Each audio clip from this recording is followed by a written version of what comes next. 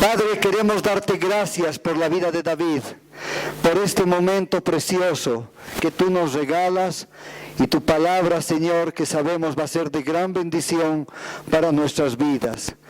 Señor, gracias por todo lo que has puesto hoy en el corazón de nuestro hermano. Nuestros oídos estén atentos a lo que tú nos quieres hablar.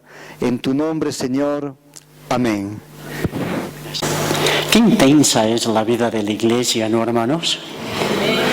El miércoles, el jueves, los viernes. Y uno se pregunta, ¿y qué rato voy a tener mi vida privada? Si sigues pensando así, no le has entendido el Evangelio. La vida de la iglesia es porque los hijos de Dios debemos estar cada vez más imbuidos, permeados por la palabra, por la comunión, por la presencia del Señor ante todo. Hay veces que queremos hacer dos actividades, una en la iglesia y otra fuera de la iglesia. Y no digo que no debamos tener una relación social con compañeros de trabajo, con parientes, pero no debería jalar eso más que la vida de la iglesia. La vida de la iglesia por eso es intensa. Cuando revisamos las Escrituras, la palabra dice que el mundo ama más las tinieblas que la luz. ¿Han meditado en ese verso? Dice que aman las tinieblas. No es que les gusta andar a oscuras, aman las tinieblas.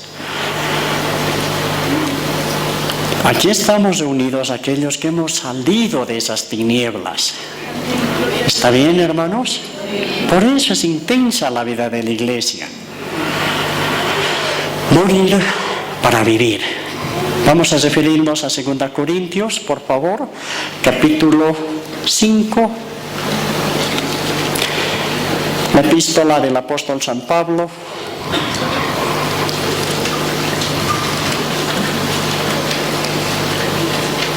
Capítulo 5, verso 14.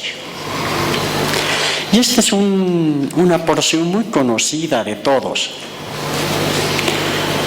Porque el amor de Cristo nos constriñe pensando esto, que si uno murió por todos, luego todos murieron, y por todos murió, para que los que viven ya no vivan para sí, sino para aquel que murió y resucitó por ellos. De manera que nosotros, de aquí en adelante, a nadie conocemos según la carne. Y aun si a Cristo conocimos según la carne, ya no lo conocemos así. De modo que si alguno está en Cristo, nueva criatura es. Las cosas viejas pasaron, y aquí todas son hechas nuevas. Qué imponente es la palabra, ¿no, hermanos? Realmente a mí me sorprende. No da lugar a titubear. Esto es así. De esa manera se presenta y nosotros podemos ver cómo Dios ha puesto en las manos, por ejemplo, de los profetas y posteriormente en los apóstoles, un legado eterno, una responsabilidad tan grande sobre las espaldas, llamaremos así, de estos hombres, que solo Dios mismo podía sostenerlo. Ellos solos no hubiesen podido. Dios tenía que estar con ellos, hermanos. Reveló en ellos y para nosotros grandes misterios que se encontraban reservados en los tiempos de Dios y que aún enseña la palabra que los ángeles quieren ver. Qué tremendo, hermanos, que aún los mismos ángeles que están tan cercanos al Señor quieren ver, quieren entender y compenetrarse con esas revelaciones que el Señor nos los ha otorgado a nosotros. En algunos pasajes la palabra muestra y dice como misterios que han sido guardados para nosotros. Y hay veces ni eso nos hace sentir privilegiados. Debiéramos sentirnos sumamente privilegiados, hermanos, que aún hasta los ángeles están pendientes de lo que el Señor nos está enseñando, de lo que el Señor ha hecho en la cruz. A mí una de las cosas que me lleva a sonreírme de gozo es como Satanás no entendió el plan de salvación. No entendió. Porque si hubiese entendido, no hubiese apoyado que Jesucristo sea crucificado. Era la única forma de salvación para el hombre, que el Hijo de Dios mismo muera por nosotros en la cruz. Satanás no entendió eso, porque estaba revelado y estaba guardado, mejor dicho, para nosotros, no para él. No para él, hermanos. El entenebrecimiento que ha producido Satanás en nosotros mediante el pecado hace que la luz del Evangelio sea expuesta en este tiempo con mayor diligencia por aquellos que ahora hemos conocido su luz verdadera. Ahora somos nosotros, hermanos, los que llevamos, como decir, la antorcha. Aún esos hombres de Dios no lograron ver el cumplimiento de la palabra en todos sus años de haber servido a Dios, y me refiero a los profetas. Sin embargo, nosotros hemos llegado en un tiempo donde hemos conocido que nuestro Salvador había ido a la cruz. Esos hombres lo profetizaron. Nosotros ya vimos el cumplimiento, hermanos. ¡Aleluya! El cumplimiento. Aquello que Dios había prometido, nosotros sabemos que es así. ¡Qué privilegio, hermanos! Hoy en día, y por qué no decirlo, hermanos, en todos los siglos posteriores a la muerte y resurrección de nuestro Señor Jesucristo, ha existido una serie de controversias en la vida de la Iglesia. ¿A qué me refiero? Por ejemplo, ¿han escuchado bien lo que los hermanos hablaban aquí? Va a haber un concierto de guitarra, ¿y qué más va a haber? ¿Qué decían? Evangelismo. ¿Está bien? Una noche va a haber una cena rica, ¿y qué es lo que tiene?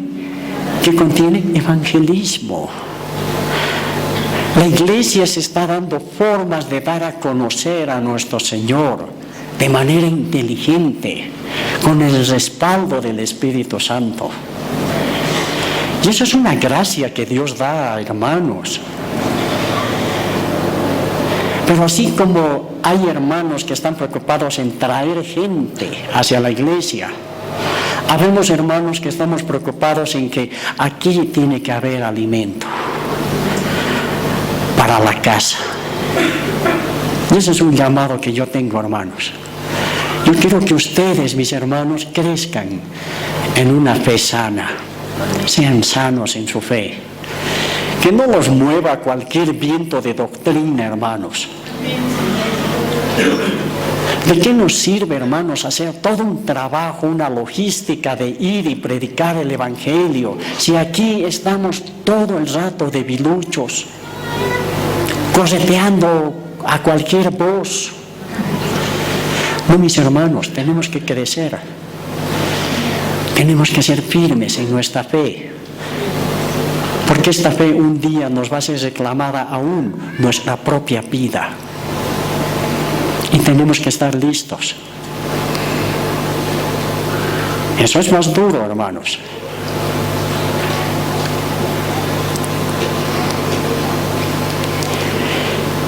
Controversias de la vida de la iglesia. ¿Cuál es una de las controversias? Si soy cristiano, si he entregado mi vida a Cristo, me he perdonado y su sangre me ha lavado mis pecados y me ha dado una vida nueva el Señor, ¿por qué sigo siendo tan dependiente del pecado?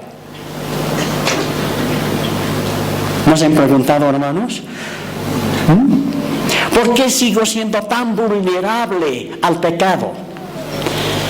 ¿Acaso Dios no ha hecho esto, más esto, más esto, más esto? Y nosotros seguimos como que no pudiéramos caminar y apenas aparece una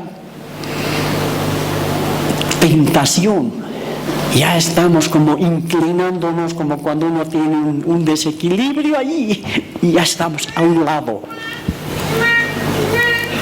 ¿Por qué? ¿Por qué, hermanos? ¿Acaso Dios no nos ha dado la luz? ¿No nos ha dado la palabra? ¿Acaso no nos ha dado de su espíritu? Y uno dice, Señor, ¿por qué tengo esa inclinación tan natural?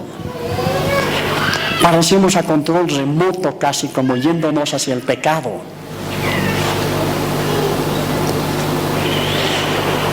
Primero, debemos permitir que el amor de Cristo nos constriña. Hemos leído esta porción. ¿Qué quiere decir esto? Esta palabra constreñir. Quiere decir, paralelos, ya, sinónimos, dejar perplejo, afligir, angustiar. Solamente he querido tomar 3, hay muchos más. Dejar perplejo. Entonces podemos leer de esta manera, porque el amor de Cristo nos deja perplejos, pensando esto, que si uno murió por todos, luego todos murieron. ¿Qué está queriendo transmitir esta verdad? ¿Qué está queriendo decir el Señor? Nos está mostrando que Cristo no solo vino a morir por nosotros, sino que vino para que moramos junto con Él, nosotros. Es bien interesante y se han dado cuenta que dentro del común denominador de lo que conversamos como hermanos o cuando damos el Evangelio, decimos, Cristo ha venido a morir por ti. Y es correcto, pero es incompleto. Porque Cristo ha venido para que nosotros también moramos. Nosotros también moramos, hermanos. Y ahí cambia ya la figura, ¿no es cierto? Ya el Evangelio parece que no había sido tan solo, Señor, mira tú. No, a ti más te he involucrado. A ti más, hermano. No importa la edad que tengas. No importa.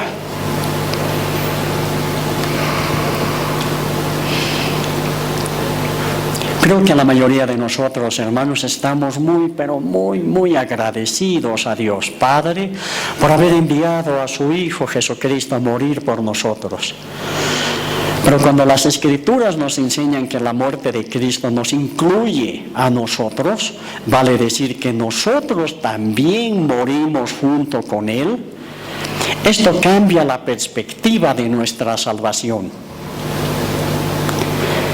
Y alguna vez me preguntaron, y me lo he grabado, hermanos, porque nadie me había hecho unas preguntas así. ¿Por qué Dios no convierte a Satanás en cristiano y se acaba todo el problema? ¿Cierto? Qué lógica interesante, ¿no? Imagínense que Satanás se convierta. Ahí, sentado a tu lado, ahí, alabando al Señor. ¿Qué te parece? Y otra pregunta que me hacían era, ¿por qué Dios no hace desaparecer el pecado y se termina todo el problema, hermano? ¿Acaso Dios no tiene poder? Interesante. Y esto nos hace ver que nos gusta poner soluciones simples a problemas muy complejos. muy complejos.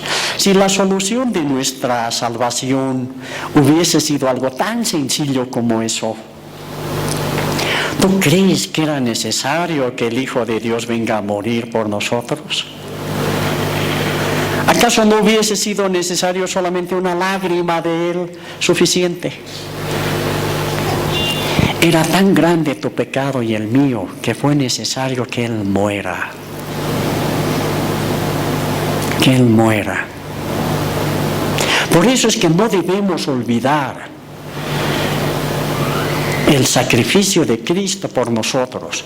No es un sacrificio que el Señor ha hecho hace 2000 años, no, es un sacrificio eterno, hoy es real. Por eso es que mucha gente que viene hoy día a los pies del Señor, hoy día la sangre de Cristo lo está limpiando. Con esa sangre fresca, derramada en la cruz del Calvario, como un sacrificio eterno, no histórico, eterno.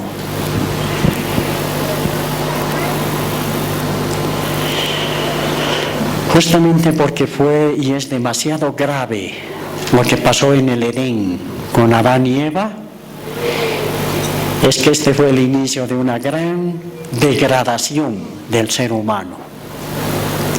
Y al pasar las generaciones, hermanos, estas manifiestan un mayor extravío, una mayor dureza de corazón con relación a Dios. ¿No notan eso en la sociedad, hermanos?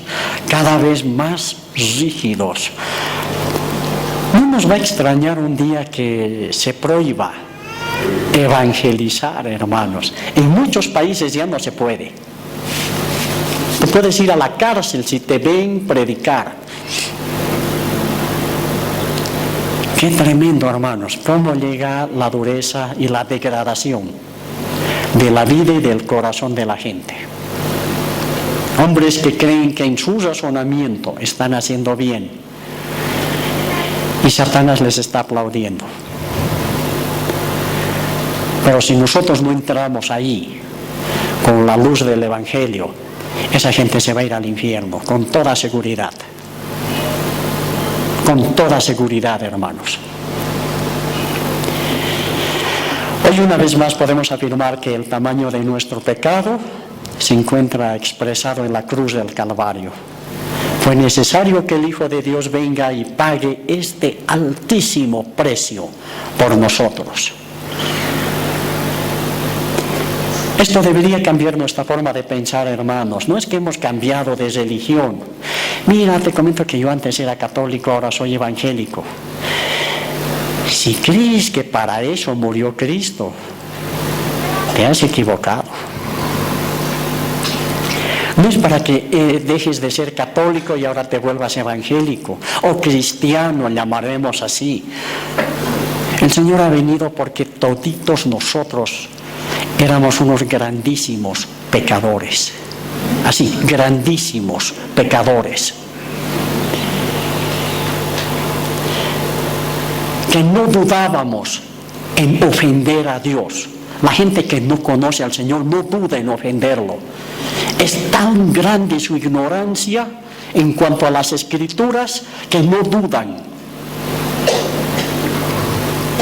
Un día están haciendo una cosa y a la otra están borrando con el codo. Y dicen conocer a Dios. Ahora, ¿dónde radica el problema, hermanos? El problema está en que muchos de nosotros aceptamos la muerte sustituta de Cristo por nosotros y creemos que ahora que la sangre de Cristo ha limpiado todos mis pecados, posiblemente puedo volver nomás a intentar hacer algunas travesuras. ¿No ve que ahora ya estoy limpio? Todito ya me ha limpiado el Señor, entonces, ¿por qué no una escapadita? Unita. ¿No es cierto? Esa mentirita que me va a sacar del apuro.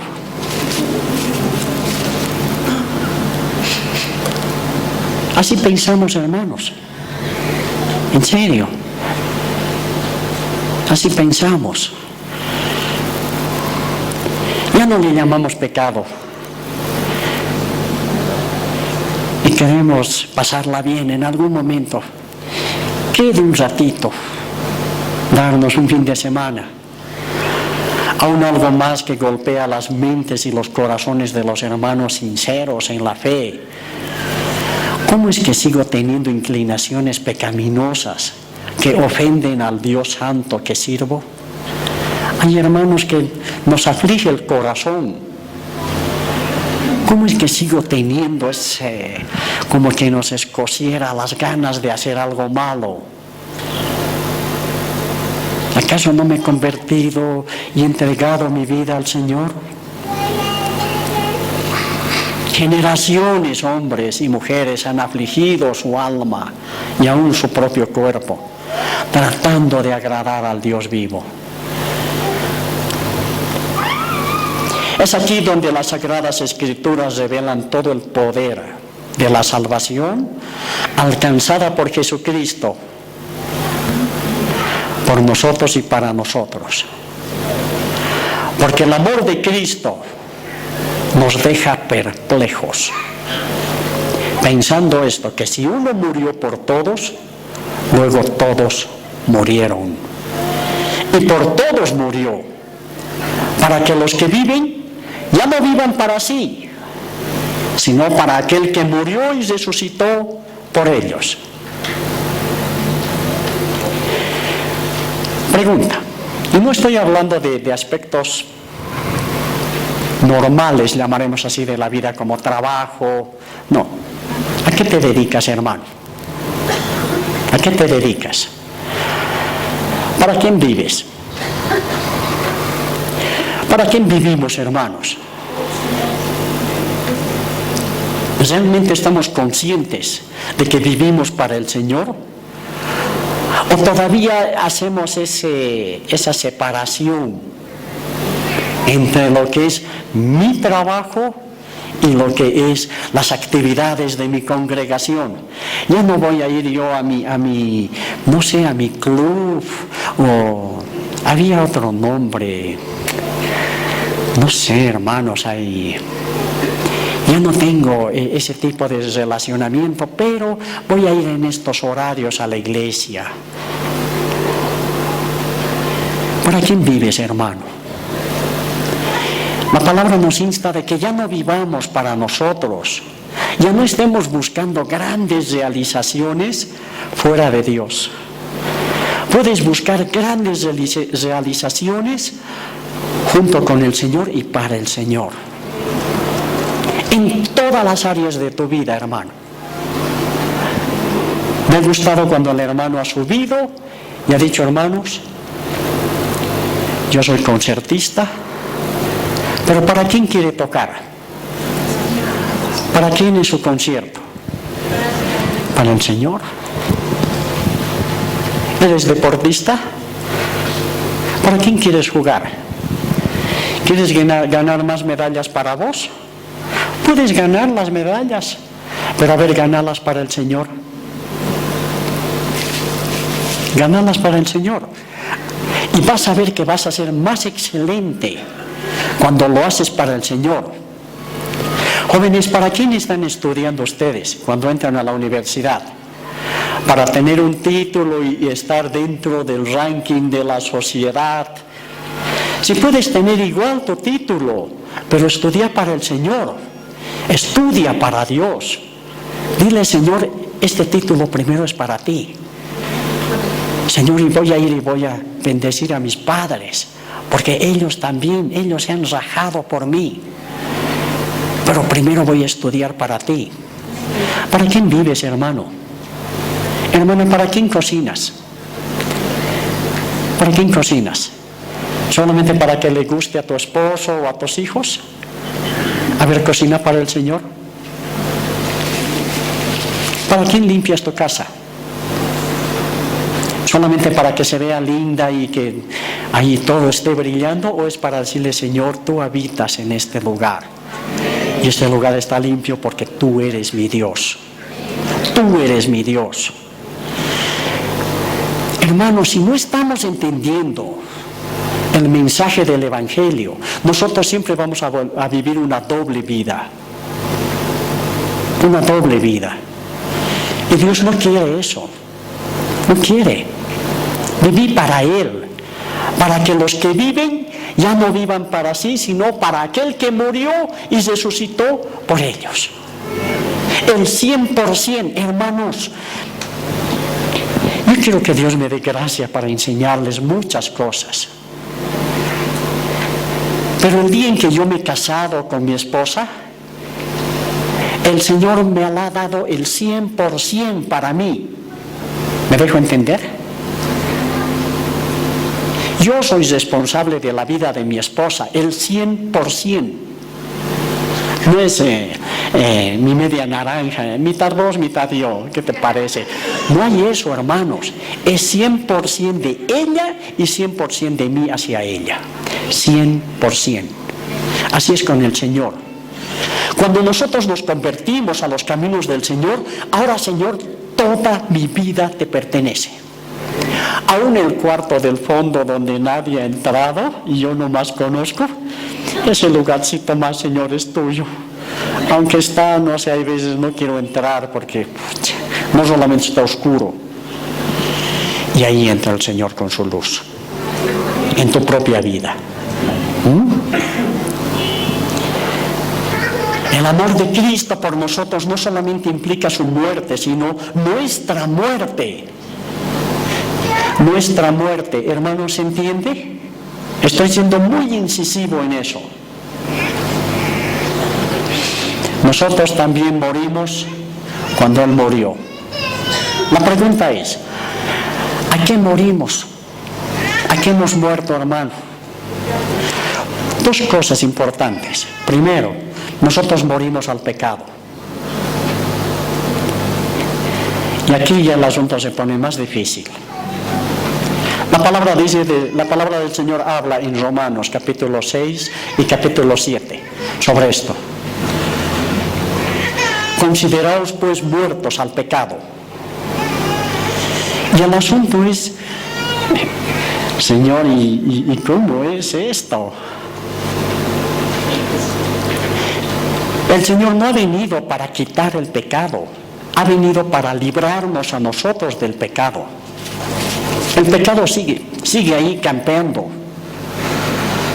El pecado es el pan de cada día de la gente que no conoce al Señor.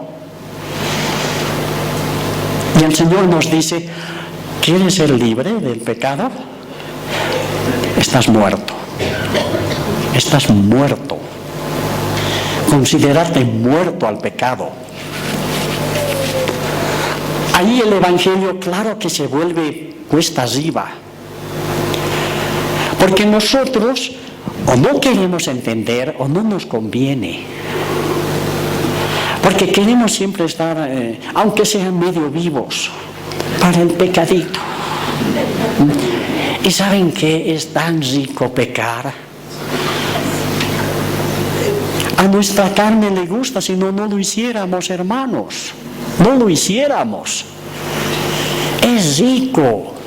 Así se presenta. Por eso es que la mentira de Satanás laza el corazón de los hijos de Dios. Hermanos, realmente yo quiero hacerles una pregunta con todo el corazón. ¿Tú te consideras muerto al pecado? Porque si no es así, el pecado siempre nos va a gobernar. Nos va a gobernar, hermanos. Y siempre vamos a ser una iglesia débil, sujeta a cualquier cosa. Por eso es que cuando vamos a un velorio, debemos ser sensatos cuando entramos a un velorio. Y lo voy a decir en broma ya, esta parte. Es como si yo agarrara en el velorio, ya, y bueno, se murió mi amigo y nadie me está viendo. Y yo saco la foto de su chica y le digo, mira cómo la has dejado, tan hermosa y joven. Dale besito, hermano, despedite. ¿Qué dice el muerto? ¿Por qué? ¿Y por qué el pecado entonces viene a nosotros y nos hace levantar? ¿Acaso no nos consideramos muertos al pecado, hermanos? Es fuerte lo que la palabra nos está hablando, hermanos. ¿Sí? Nosotros hemos muerto al pecado y segundo, hemos muerto a la ley. A esa ley que nos acusaba justamente como transgresores y dignos de muerte. La ley se extingue cuando el acusado muere. Se termina el juicio. ¿Cierto, hermanos? Yo sé que aquí hay hermanos que son abogados que van a corroborar esto. No le puedes pues seguir iniciando juicio o continuar el juicio si se ha muerto. Y la palabra del Señor en Romanos también nos habla de que nosotros hemos muerto a la ley de Dios. Hemos muerto. La ley con todo su poder no puede hacer nada delante de un muerto. ¿Cierto, hermanos? Igualito es con nosotros. Miren cómo el Señor nos ha librado de la ley que nos quería siempre ejecutar, porque la ley es santa y nosotros transgresores. Pero cuando el transgresor muere, todo el poder de la ley también se termina. No hay más por qué lado te va a agarrar la ley como para sacudirte o sacudirme a mí. Y así como hemos muerto con el Señor, hemos sido levantados para una vida nueva. ¿Está bien? ¿Se está entendiendo, hermanos? ¿Sí? Es por el Señor y para el Señor. Esa es la vida que ahora Dios quiere. Si ahora eres nuevo, ¿por qué te afanas de querer seguir llevando la vida que llevabas antes? Si de eso más bien hemos escapado y hemos sido librados con muerte. Imagínense que para ser librados hemos necesitado morir. Morir, hermanos. Por eso es que cuando uno se convierte, recién el Señor empieza a revelarnos y lo primero que nos dice, ya, eres forastero. Forastero. Ya aquí en esta vida estás de pasada nomás, hijito, hijita. Todo lo que te dé, no lo vas a poder retener. Te voy a bendecir, te voy a bendecir. Pero no te lo agarres de tal manera que pienses que siquiera un alfiler te vas a llevar allá. Ni ese alfiler te voy a permitir. Está bien, hermanos, una vida nueva. Una vida dedicada solamente para Él. Esta es la locura de la predicación, hermanos. Los cristianos nos convertimos en gente loquita. ¿Sí? Todo es Dios para vos. Claro, si su Dios de ellos es de este tamaño, hermanos, ya, que pueden llevarlo si quieren en un llavero, por supuesto que vamos a estar como locos, porque para nosotros Dios es todo. Es todo, Señor, eres todo.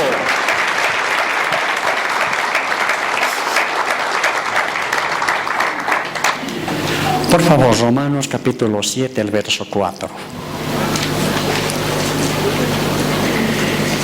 Romanos capítulo 7, el verso 4. Así también vosotros, hermanos míos, habéis muerto a la ley mediante el cuerpo de Cristo, para que seáis de otro, del que resucitó de los muertos, a fin de que llevemos fruto para Dios. Porque mientras estábamos en la carne, las pasiones pecaminosas que eran por la ley obraban en nuestros miembros, llevando fruto para muerte. ¿Cómo es, hermano? ¿Se entiende ahora? ¿Sí? ¿Qué clarita es la palabra? Para que seas de otro, del que resucitó. El Señor ha permitido y nos ha dicho: ¿vas a ir conmigo a la cruz? Porque eso es lo que dice Romanos 6:6. ¿Vas a ir conmigo a la cruz? ¿Vas a morir? Pero así como yo voy a morir y tú vas a morir, los dos también vamos a resucitar para vida nueva. Ese es el Evangelio, hermanos. Pero el Señor nos dice: ahora me perteneces. Ahora no solamente eres mi siervo, me perteneces. 100%. No es que ahora hemos sido librados del pecado, entonces ahora me puedo dedicar a otras actividades más sanas. ¿Quién te ha dicho que es así? Te vas a dedicar a hacer lo que Él diga, no lo que tú digas. Por eso somos siervos, hermanos. Por eso es que algunos de nosotros, hermanos, y muchos de nosotros hemos pasado esa experiencia. El Señor te saca del lugar donde estás. Y no le has entendido. Y uno dice, ¿ves? Me he convertido y lo primero, me han volado del trabajo, hermano. Y ahora mira, no puedo hacer nada. ¿Con qué voy a mantener? ¿Y por qué no le preguntas al Señor si tú le perteneces a Él? ¿Quién crees que pone el pan de cada día en tu mesa? ¿Tu sueldo? No te equivoques, hermano, no es tu sueldo. Algunos ya no dan ni gracias por el pancito porque, claro, como ganan también. No, querido, aunque ganes el doble, Dios es el que pone esa masaquetita en tu mesa. Por eso es pues tan rico comer así, Señor, tu pan del día, tu pan del día.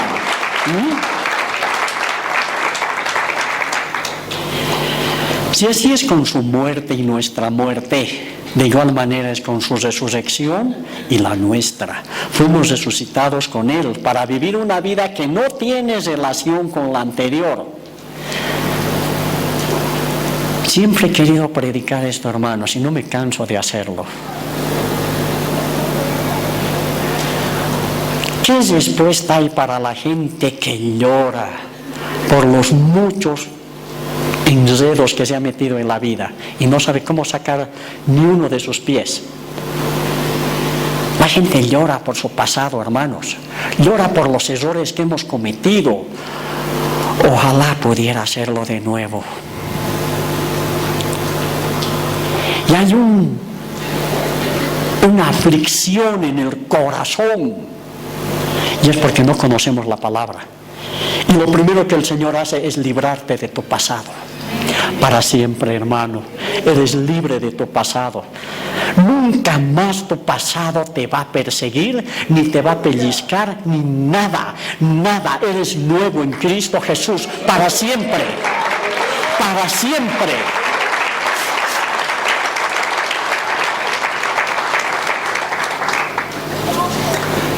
Si alguna vez viene un amigo de años y te dice, ¿te acuerdas de la fulanita?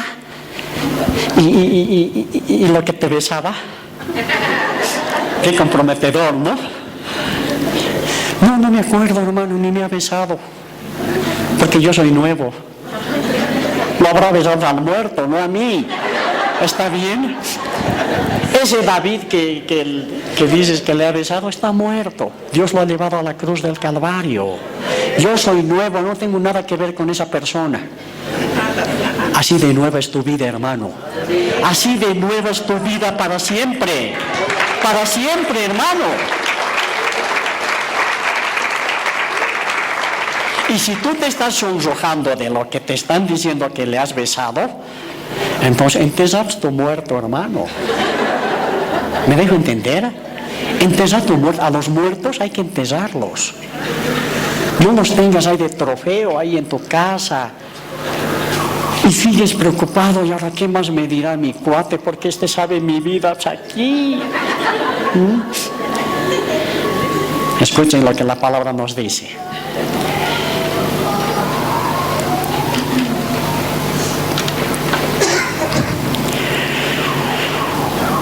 Es toda una contradicción llamarnos cristianos, hombres y mujeres nuevos, nacidos de nuevo, etcétera, si seguimos viviendo para nosotros mismos. Una de las evidencias de nuestra salvación es que dejamos de vivir para nosotros y empezamos a vivir para aquel que murió y resucitó por nosotros. Entonces, si somos guiados por el Espíritu Santo a entender estas benditas y sagradas Escrituras, entonces nuestras vidas han sido encaminadas por la senda estrecha. Esta senda que lleva a vida eterna, hermanos, estaremos seguros de llegar a casa, a nuestra casa celestial, no importando cuánto dejamos en esta tierra, porque nada tiene valor delante de lo que Cristo ha hecho por nosotros y en nosotros. Esto de cuánto dejamos en esta tierra no está apuntando a que dejamos de trabajar o dejamos la familia o todo lo que tenemos, no está hablando de eso. Está apuntando a que ahora en nosotros hay una nueva naturaleza celestial que nos permite vernos como forasteros. Ahora entendemos que estamos solo de pasada por esta vida y que nada, ni el buen trabajo que tengo, hasta cuando Dios quiera, va a detener mi camino hacia Dios, que me ha salvado y que solo este cuerpo natural es lo que me liga a esta tierra. Solo este cuerpo natural, hermanos. Con cuánta certeza escribe el apóstol Pablo en Gálatas 2:20 y dice: con Cristo estoy juntamente crucificado, y ya no vivo yo, mas vive Cristo en mí. Y lo que ahora vivo en la carne, lo vivo en la fe del Hijo de Dios, el cual me amó y se entregó a sí mismo por mí. Requerimos detenernos en estos benditos versos, hermanos, porque dicen mucho más de lo que solamente estamos leyendo. Podemos nosotros afirmar, al igual que Pablo, cambiando e introduciendo nuestro nombre. En este caso lo voy a hacer con el mío. Yo, David, con Cristo estoy juntamente crucificado y ya no vivo yo, mas vive Cristo en mí. Y lo que ahora vivo en la carne, lo vivo en la fe del Hijo de Dios, el cual me amó y se entregó a sí mismo por mí. ¿Has puesto tu nombre, hermano? ¿Sí? Si revisamos bien el verbo que está utilizando Pablo, es un verbo presente continuo, se llama.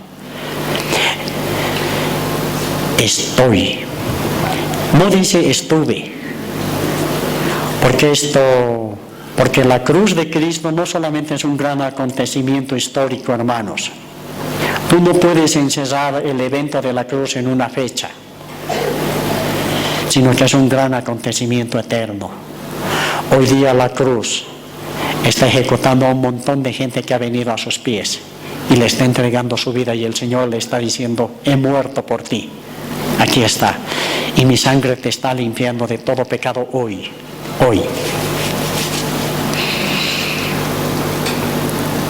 En 2 Corintios, en el verso 16 del capítulo 5 que hemos leído, dice: de manera que nosotros, de aquí en adelante, a nadie, ¿a quién dicen, hermanos? A nadie conocemos según la carne. Y aun si a Cristo conocimos según la carne, ya no lo conocemos así. Qué fuerte expresión, ¿no, hermanos? Aun si a Cristo, dice, conocimos según la carne. Esta es una expresión que contiene mucha gloria de Dios, porque está confirmando que ahora nuestra capacidad de relacionarnos, nuestra capacidad de ver el mundo, nuestra capacidad de enfrentar la vida es otra. Ya no podemos emitir juicios de valor de manera terrenal. Un ejemplo sobre este cambio es justamente nuestro Señor Jesucristo, quien en su venida se dio a conocer como este hermoso Dios hecho hombre, ¿cierto? Por eso Hebreos habla y dice: lo que nuestros ojos vieron, nuestras manos palparon, tocantes al verbo de vida. Era Dios que se había acercado y se había hecho hombre. Así lo conocimos. Así el hombre llegó a conocer a Dios. Nacido de María, habitó en medio de nosotros, comió junto con sus discípulos. Sin embargo, después de su resurrección, se presenta como Dios hombre también, capaz de pasar paredes, aparecer y desaparecer. Aún más, después de su ascensión al trono, junto con el Padre, se vuelve a presentar al apóstol Juan, quien tiene una expresión de esta experiencia en el Apocalipsis. Lo describe de una manera que hasta es difícil dibujar. Ya no era el Jesús en el cual él podía recostar su pecho, su cabeza en su pecho. Ya era Jesús con toda su gloria, al extremo de que él cae como muerto. Imagínense, ha debido caerse como madera, hermanos, así, ni siquiera ha debido doblar sus rodillas.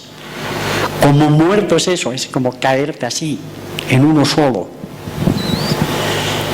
Qué tan fuerte era la presencia divina de Jesús con toda su gloria delante de un hombre natural como era Juan. No pudo resistir su cuerpo tal presencia. Fue necesario que el Señor lo levante, lo toque y le dé fuerzas. Yo soy el alfa y la omega, el principio y el último. Escribe en un libro lo que ves. Qué palabras de nuestro Señor. Y quiero que lo digas a 7 iglesias, le dice. Y lo describe de una manera magnífica, magnífica. Y Él puso su diestra sobre mí diciéndome, no temas, yo soy el primero y el último. Y el que vivo y estuve muerto, mas he aquí vivo por los siglos de los siglos. Amén. Y tengo las llaves de la muerte y del Hades. ¿Saben, hermanos? A mí una de las cosas que también me preocupa es cómo los cristianos siguen teniendo un miedo terrible al mundo espiritual. No, y por ahí, hermano, a mí me llaman, sí. Hace unos años me llamaba una pariente y me dijo, David, mira, me han hecho brujería. Y era cristiana. ¿Con qué Dios te has involucrado, hermano? Solamente dime. ¿De qué tamaño es Dios para vos? ¿Me dejo entender? Aquí la palabra está diciendo que Él tiene las llaves ¿de qué? De la muerte y del Hades. Está en sus manos de nuestro Dios. No es que el Señor está ahí espadeando con los demonios, ahí Satanás más encima lo está ahí estorbando. Hermanos, Satanás hace todo lo que el Señor le ordena, por si acaso. Y si no ha tocado tu vida es por una orden de Dios, por una orden de Dios. ¿Está bien, hermanos? ¿Se entiende? ¿Qué Dios tenemos tan poderoso? Esto es conocer a Cristo en una nueva dimensión donde la carne ya no tiene nada que expresar con relación a un anterior conocimiento. Y así es que el Señor nos está pidiendo a nosotros. Asumamos ese cambio, hermanos, producido por su salvación y su perdón.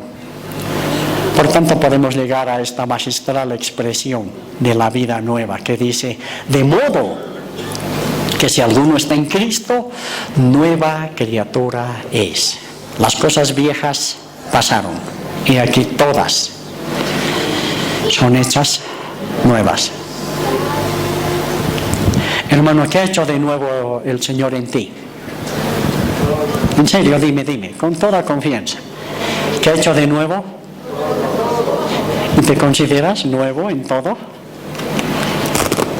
¿O andas todavía la mitad nuevo y la mitad viejo? No, es que tú sabes, mi familia, hermano, ¿cómo los voy a dejar así? Nadie dice que no tengas familia. Pero hermano, todo lo que hagas tiene que nacer de un corazón nuevo, una mente renovada, una mente renovada. Y lo vuelvo a repetir, aunque me da vergüenza, pero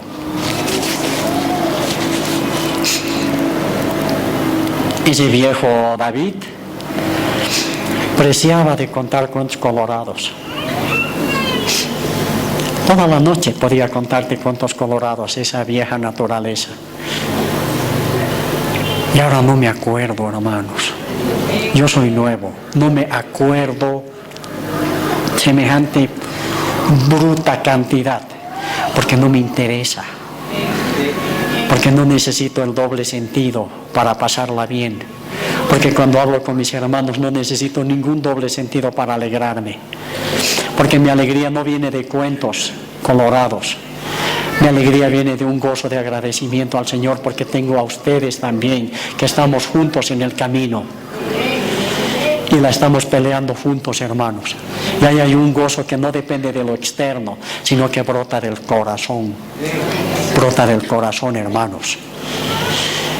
Si pretendemos decir y vivir como cristianos verdaderos, debemos tener en claro que la muerte de Cristo en su cruz por nosotros y el perdón de nuestros pecados está ligado eternamente con una nueva naturaleza. Yo les ruego, hermanos, vivan como hombres y mujeres nuevos. ¿Saben qué? Suelten su pasado para siempre. Esa es un ancla que a muchos cristianos todavía no los deja navegar. No los deja. Y esto es lo que predico cuando predico la cruz de Cristo, hermano. Jamás, esposos, jamás le levantes el pasado a tu esposa. Jamás, es pecado. Hermana, jamás le levantes el pasado a tu esposo. Jamás, es pecado. Es como si irías al cementerio y harías el papel de profanador, porque el Señor ya ha enterrado en lo profundo del mar todas nuestras iniquidades. ¿Y quién eres tú para levantarle el pasado a tu esposa? ¿Quién eres tú para levantarle el pasado a tu amigo, a tu hijo o a tu padre? ¿Quién eres si el Señor ya lo ha enterrado?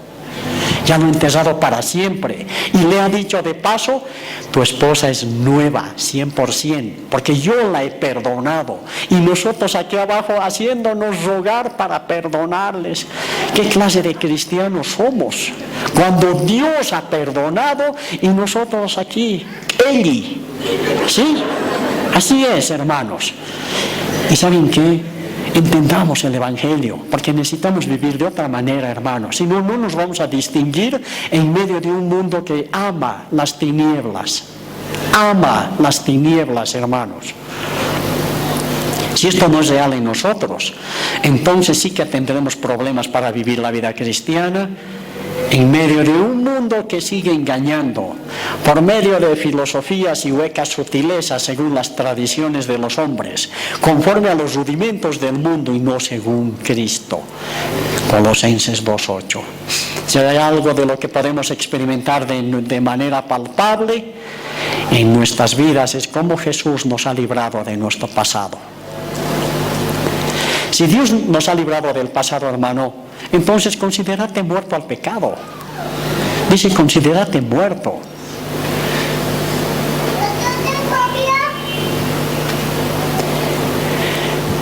En mis primeros días de convertido, alguien vino y me dijo una palabra que me sacudió. Y me dijo, cristianito, así, no les exagero, hermanos, hace más de 30 y tantos años. Cristianito, yo soy el que te hago pecar, ¿no es cierto? ¿Dónde está tu Dios? Y saben que ese rato se me han caído las lágrimas de mis ojos. Y le dije, nunca más te voy a permitir hablar así de mi Dios. Nunca más. Me di la vuelta, hermanos, y nunca más la volví a ver a esta persona. No voy a permitir que hablen mal de mi Señor por una mala actitud que yo haya tomado. No permitas que el nombre de Jesús sea blasfemado por una tontera que quieras hacer en esta vida. Porque nosotros somos sus embajadores, hermanos. ¿Quiénes somos nosotros para atraer mancha al Rey de Reyes, hermanos? Al único que ha sido capaz de librarnos de tan grande muerte. Y encima lo hacemos quedar mal. Eso es pecar, hermanos. No solamente que has quedado mal tú, has hecho quedar mal al Señor. Al Señor. Y debiera haber un temor santo en nosotros para considerarnos muertos al pecado. Ese es el mensaje en esta mañana, hermano. Considérate muerto al pecado. Jóvenes, escúchenme bien, considérense muertos al pecado. Los muertos no hacen nada, aunque les pongan un plato, su mejor plato, las fotos, no reaccionan. Así debería ser el pecado para los hijos de Dios. No debería sernos reaccionar, mucho peor participar, mucho peor. Y Dios nos libre, hermanos, de estas cosas. Y puedo concluir leyendo este verso que está en Romanos 6:1. ¿Qué pues diremos? ¿Perseveraremos en el pecado porque la gracia abunde? En ninguna manera. Porque los que hemos muerto al pecado, ¿cómo viviremos aún en Él? Los que hemos muerto al pecado, ¿cómo viviremos aún en Él? Porque el que ha muerto ha sido justificado del pecado. Y si morimos con Cristo, creemos que también viviremos con Él. Más adelante dice, así también vosotros consideraos muertos al pecado, pero vivos para Dios, en Cristo Jesús, Señor nuestro. Que Dios bendiga su palabra, hermanos, pongámonos de pie.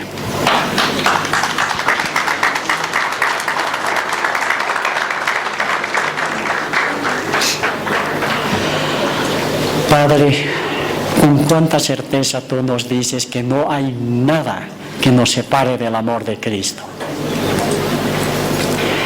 Y queremos ser involucrados, Señor, en esa lista de hombres y mujeres que hemos entendido que ya no es asunto de cuánto uno peca o no peca, sino considerándonos muertos al pecado. Así sean nuestras vidas, Señor, delante de ti y delante de este mundo, Señor, que precia de seguir pecando. Gracias porque no solamente nos has librado, sino que nos has ejecutado y tengamos esa conciencia de estar muertos al pecado. Rogamos que tu Espíritu Santo nos revele esto y cada día tomemos nuestra cruz y te sigamos. En el nombre de Jesús. Amén. Podemos ir en paz, hermanos.